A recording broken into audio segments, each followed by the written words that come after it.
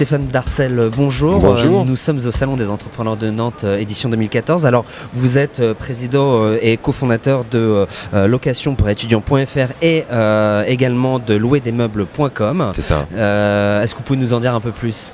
Même si c'est déjà très parlant sur les noms. Ouais. Le concept, alors pour le 2, il est le même.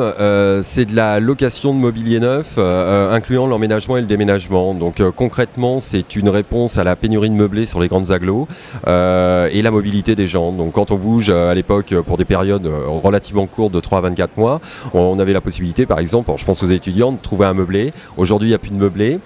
C'est comme ça. Ça n'existe plus pour des raisons fiscales la plupart du temps. Donc ils prennent des appartements vides. Donc en prenant les appartements vides, pour leur éviter le déménagement et l'achat des meubles et dans leur mobilité, dans le cadre de leurs études, nous on leur loue ça et on fait l'emménagement et le déménagement, donc fini les déménagements.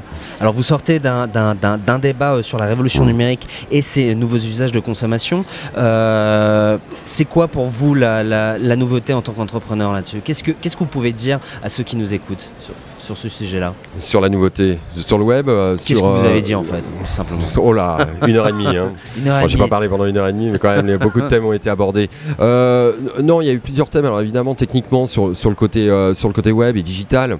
Et après, surtout, ce qui a été abordé, c'est la vie de l'entreprise. Parce qu'évidemment, vous aviez les entrepreneurs, alors très parlants. Je pense à Vincent Cordeau, évidemment, de KissKissBankBank.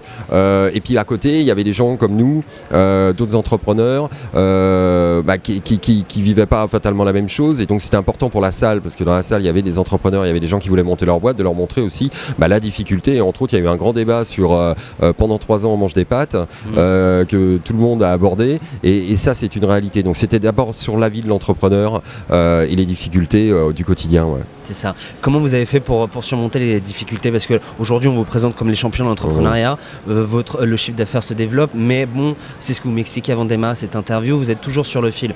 Comme tous les autres entrepreneurs d'ailleurs. Ouais, mais ça c'est une réalité. Donc alors effectivement vous faites partie comme ça, les champions, voilà, vous êtes pris là-dedans. Ok, notre boîte se développe, on fait le buzz sur notre boîte, mais la réalité, il faut que tout le monde le sache. On est comme n'importe qui, on a une visibilité qui est pas terrible aujourd'hui. On vit exactement la même chose que tout le monde. Et à partir du moment, c'est ça aussi la vie de l'entrepreneur. Et c'est des sujets qui ont été abordés. On est en permanence dans l'innovation. Alors location pour étudiants, commencer à fonctionner, à faire le buzz. Bon, il a fallu innover parce que des concurrents sont arrivés. C'est pour ça qu'on a lancé louerdesmeubles.com. Donc là, on s'adresse aux actifs ou aux salariés en mobilité. Donc il fallait encore innover. Donc en fait, vous recommencez en permanence.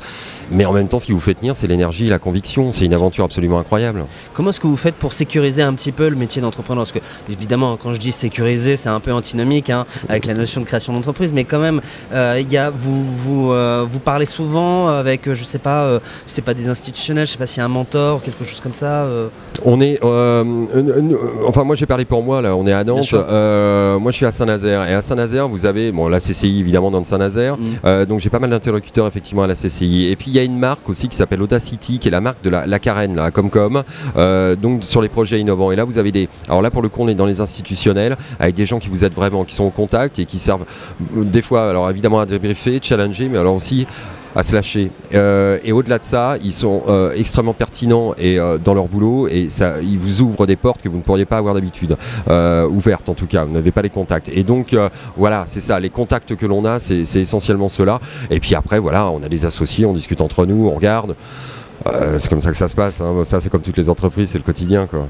Bon, en tout cas ce sera le mot de la fin. Merci à vous Stéphane Darcel, je le répète, vous êtes président et cofondateur de location pour étudiants.fr et un autre site louerdesmeubles.com. Nous sommes au Salon des entrepreneurs de Nantes. Merci d'avoir partagé votre expérience. Merci à vous. Au revoir. Au revoir.